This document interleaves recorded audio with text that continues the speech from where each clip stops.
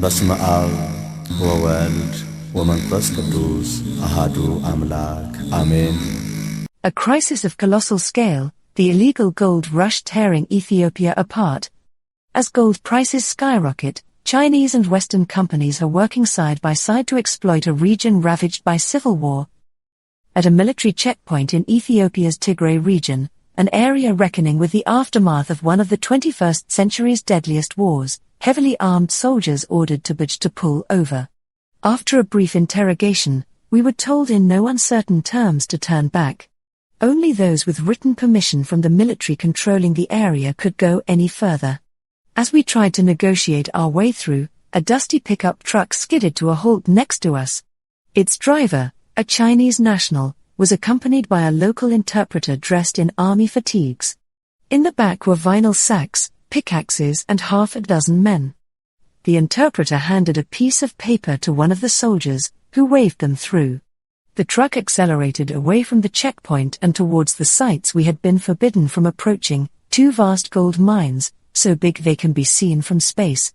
The Bureau of Investigative Journalism, TBIJ, can reveal that for over a year these sites, known as Matabula and Tambuk, were both home to huge illegal mining operations, part of an illicit post-war gold rush in Tigray now worth billions, according to records from Ethiopia's National Bank.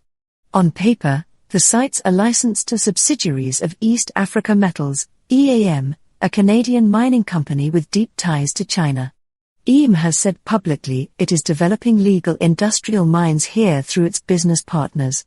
Meanwhile, on the ground, gold has been illegally excavated by former soldiers working alongside Chinese miners whose machinery is paid for by shadowy foreign investors, according to miners and former security officials.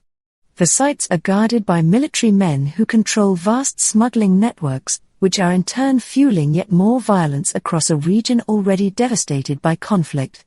Part of what is driving the explosion of illegal mining in Tigray is the sky-high price of gold around the world.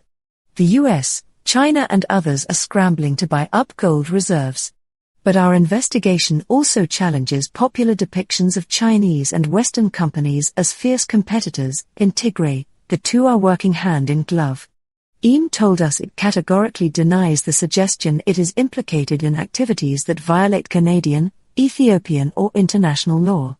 It acknowledged that mining operations appear to have taken place at the sites, including potentially by foreigners, but believes they are acting as individuals, not as representatives of any company. EAM also told us operations on the sites were suspended and its subsidiaries and development partners were unable to access them. It is not only EAM's sites that became hubs of illegal gold production. Since the end of the war, large illicit mines have sprung up across Tigray, fueled by foreign capital and enabled by local military men. The chemicals being used to pry gold from the earth are poisoning the local land and water. People living nearby have reported strange skin conditions. Their crops and animals are dying. Canadian companies hold most foreign mining licenses in Tigray, and numerous people within the industry told us they believe some of these firms have been involved in the boom of illicit mining. For over a year, Tigray has been investigating these claims. Our reporters have traveled across hundreds of kilometers to some of Tigray's most remote corners, conducting more than 200 interviews in search of answers. The stakes are high. Journalists reporting on these matters have been detained and threatened with serious violence. Whistleblowers have been intimidated, assaulted and threatened with death. Tigrayans protesting the looting of their land have been injured and killed. For these reasons, almost everyone who spoke to us for this story did so on the condition of anonymity. But their testimonies paint the clearest picture yet of an illicit industry that is ruining the land, stoking deadly violence and threatens to push Ethiopia back to war. The gold rush. Gold has always been a precious commodity, but right now, it is worth more than ever. In October prices surpassed $4,000 an ounce, and across Tigray, the gold rush can be seen everywhere. Along the highway that links the regional capital Mekelle with the gold hub of Shire, young children brandish small bags of dust and nuggets at passing cars. Not long ago, this region was the scene of a brutal civil war that broke out in late 2020 between Ethiopia's federal government and Tigray's leading political party. By the time a peace deal was signed 2 years later, more than 500,000 people were believed to have been killed. Before the war, Tigray's mining industry was smaller and more tightly regulated. For foreign companies, licenses were granted federally and implemented regionally. Meanwhile, licenses for so-called artisanal mining, which permit small-scale methods, like digging and panning for gold by hand, were granted by local and regional governments. But the war drove a wedge between the federal and regional governments, and fragmented political authority within Tigray. In its aftermath, as an economic crisis took hold, opportunistic military men took control of key gold-producing sites. Gold mining in Tigray became a multi-billion-dollar industry, and those who controlled the most profitable sites gained sudden political power. Unnamed investors from outside the region, spotting their opportunity, began to cut deals to expand production and smuggle gold out of Tigray, local miners and former government officials told us. The result was the expansion of sites like Matobula and Tambuk into sprawling quarries where artisanal miners, in violation of laws and regulations, began to use heavy machinery and toxic chemicals to unearth gold. Many people we spoke to were clear that mines like these could not be built without the approval of local military leaders involved in the illicit gold trade. EAM told us it does not engage with any military or paramilitary organizations and has no involvement with armed actors in the region. The gold economy is fueling conflict and empowering armed actors in Ethiopia, said Ahmed Solomon, a senior research fellow at Chatham House. We should have seen these resources being used to rebuild the region. Instead, they are being misappropriated. Our findings raise major questions about Tigray's mining industry, not least around the role of East Africa Metals, whose previous public statements about the legal development of its sites are a far cry from what is happening on the ground. This is the Wild West. While a number of Canadian companies hold mining exploration licenses in Tigray, EAM's subsidiaries are the only ones permitted to develop large-scale industrial mines. In so doing, EAM has enlisted the help of a China-registered firm called Tibet Wire, which, as well as promoting the projects to potential Chinese investors, is covering the two mines' construction costs. According to stock exchange filings, it has spent at least $2 million on the project since 2019. The official word from both companies is that the mines are not yet operational. Neither company has reported any revenue from the mines. But Matobula and Tambuk were already producing gold. Both sites have been hubs of illegal extraction for well over a year, according to artisanal miners, gold brokers and security officials. Heavy machinery has been visible in satellite imagery of both sites since January 2024, and one smuggler who moves gold from both sites said that returns have grown rapidly. Justin Lynch of Conflict Insights Group, a research organization that has analyzed images of both sites, said they show clear signs of expansion from 2024 to 2025. He added that more equipment associated with large-scale artisanal mining appeared between January and November 2024. According to 4 artisanal miners who have witnessed the expansion, as well as a government official, 2 former security officers and an individual involved in smuggling, most equipment was brought to the site by Chinese miners, who ramped up production midway through 2024. Around the same time EAM announced construction would be starting. 3 investors with first-hand knowledge of operations at the sites also told us that the expansion of these illegal operations has been financed by EAM's Chinese business partners. They said Chinese miners employed by EAM's partners and subsidiaries have been mining on these sites, in collusion with some Tigrayan military officers, for around a year, and that the gold has been smuggled out of the region. Other insiders who have visited the sites went as far as saying that the miners in question worked for Silk Road Investments, a company wholly owned by Tibet Wire, EAM's business partner. Others told us that illegal miners at the sites worked for Tigray Resources, a company joint-owned by EAM and Tibet Wire. EAM told us it unequivocally rejects the suggestion that it, or any of its subsidiaries or affiliated business partners, financed or facilitated illegal artisanal mining activities, including any complicity in smuggling. Tibet Wire did not respond to requests for comment. In June, Tigray's new president dispatched a task force to seize mining assets and enforce temporary pauses on mining across the region. His allies say the move is meant to bring the illicit economy to heel. His critics say it is a means of asserting his authority over all sites. One of his key allies maintains control over Matobula and Ditambuk, though sources near the site say that machinery has changed hands in recent months, and Chinese miners were replaced by locals. The task force was set to conclude in the coming weeks, but worsening violence on Tigray's southern border may cause further delays. "This is the Wild West," said Ahmed Solomon of Chatham House. "Tigray's illegal mines appear to be causing serious environmental harms, labor is unregulated, and there is very little transparency about the relationships Western companies have with problematic actors." In the case of IM, its business links throw up some especially intriguing questions. Not least because its partnership with Tibet Wire is only the most public of its numerous connections to Chinese companies, Chinese capital, and Chinese state strategy. The China connection. IM's links to China go back as far as the company itself. Shortly after its creation in 2012, it acquired exploration licenses in Tigray, including for Matobula and Ditambuk, from a company called Beijing Donia Resources. 13 years on, IM says it has not made a penny from its Ethiopia projects. But since the war ended, it has received cash injections from other companies, known as private placements, worth at least $5 million. These are often made anonymously. Two of these, totaling $1.1 million, originated from a Chinese company called Sinotech Minerals Exploration Company Limited, according to well-placed business insiders.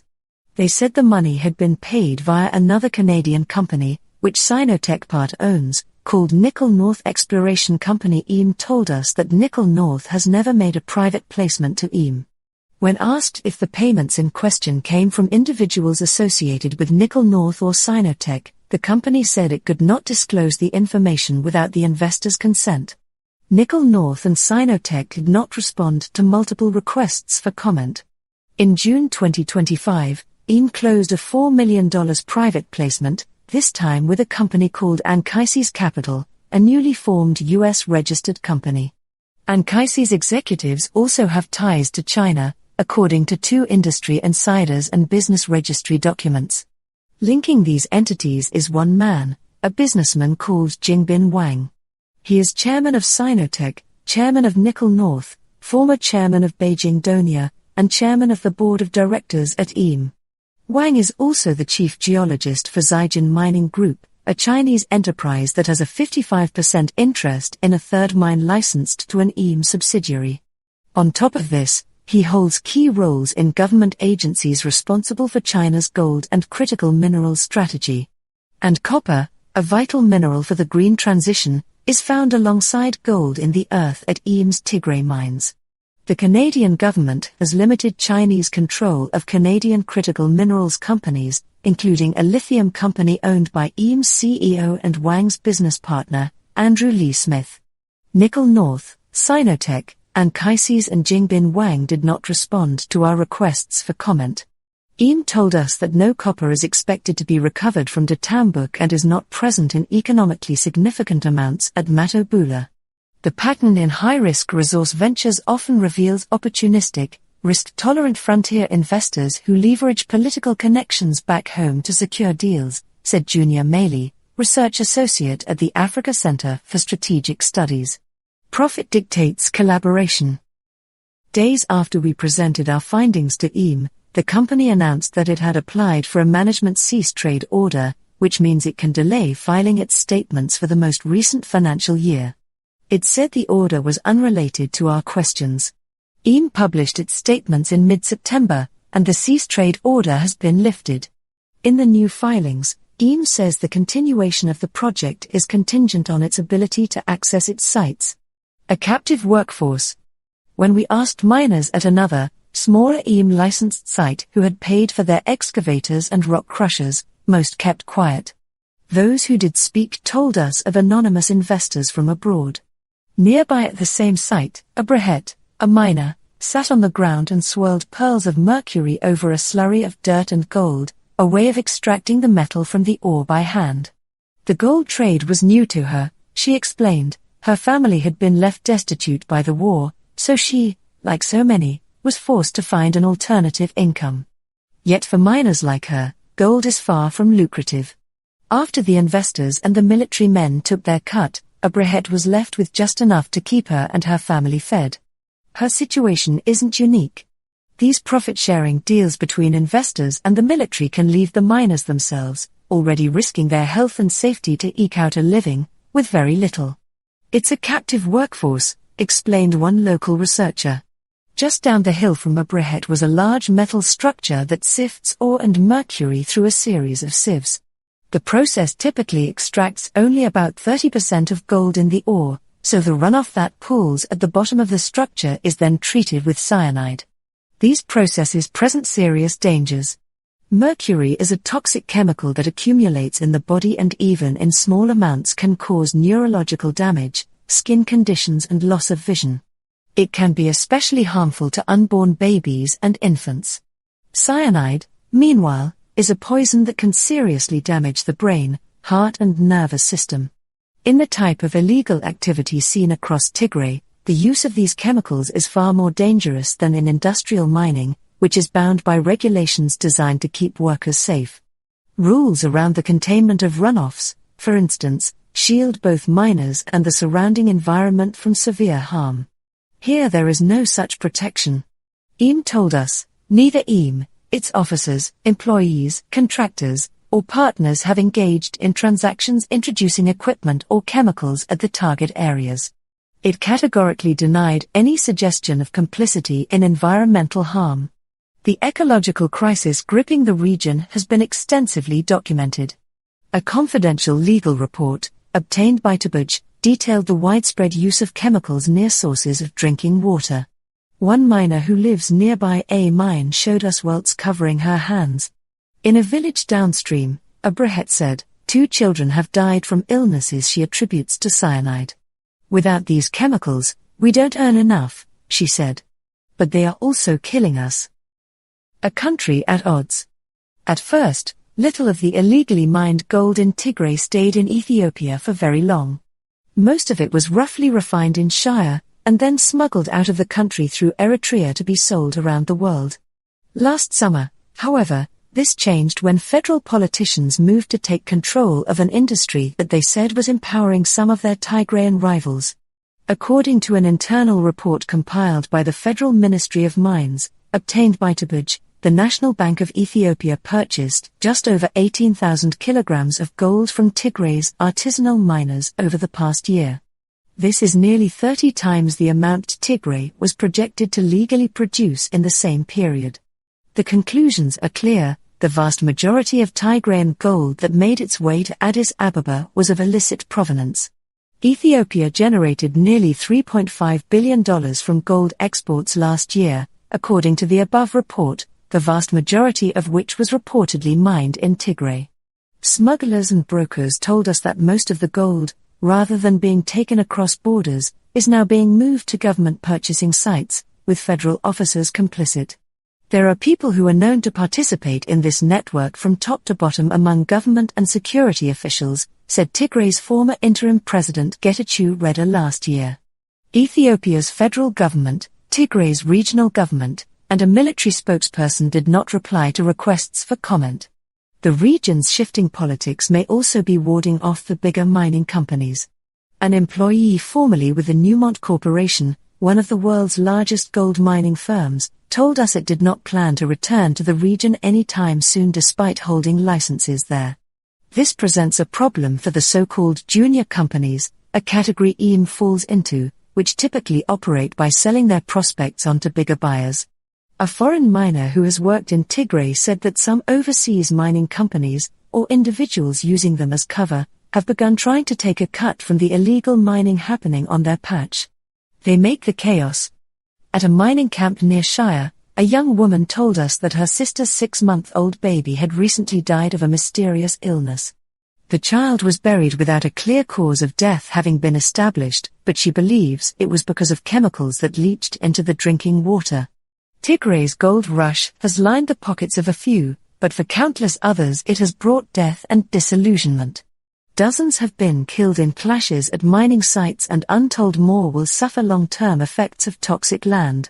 Gold has transformed Ethiopia's political landscape, and as its value continues to rise in an increasingly uncertain world, so too will the incentives to expand production at all costs. The future of EM's projects are uncertain. Tigray's new interim president is trying to consolidate control over mining, and many artisanal projects appear to have been paused. Equipment at some of the larger sites, including Matobula and Tambuk, have been handed over from the Chinese to Tigrayans. Whether this indicates a material change in who is benefiting from these sites is not clear. But whoever controls these sites moving forward, the root problems are likely to persist. What we now see in Tigray is not just an environmental, economic and security crisis of a colossal scale, Getachew Reda, the former president of Tigray's interim administration, told Debaj. It will also help to precipitate a regional crisis. Those, benefiting from the gold trade, have a vested interest in destabilizing the region, because it is better to fish in troubled waters. Sitting under dim lights in a bar in Shire, an ex-soldier told us how he quit the army several months ago, angered by the corruption he saw throughout the ranks. But he seemed resigned to the fact that illegal gold mining will only continue to spread across the region. Tigrayan commanders, federal officers, foreigners, they make the chaos and then they profit from the chaos, he said. They all benefit. Except the people of Tigray. Reporter, Claire Wilmot. Deputy Editor, Katie Mark. Editor, Franz Wild. Production Editor, Alex Hess. Fact-checker, Oro Patsarkolaki. Debaj has a number of funders, a full list of which can be found here. None of our funders have any influence over editorial decisions or output. I bet I'm not what you're expecting. However, I did give Donald Trump a golden shower. Here it is. This is one of two in existence that I'm aware of. It is a golden shower head. And back about 3 years ago when he was fighting with Rosie, I mailed him one of these. And in the letter I said that I was well aware of his affinity for gold and I thought he would enjoy this because it is one of the finest shower heads on the market. And told him that if he didn't like it, send it to Rosie. He sent back a very nice letter, by the way, saying that he liked it very much. So if you would like the other one, I'll tell you how you can get it. You can email me at Raquel, that's RACHIELE, @gmail.com. It's $350. You can have your own golden shower. Have a great day.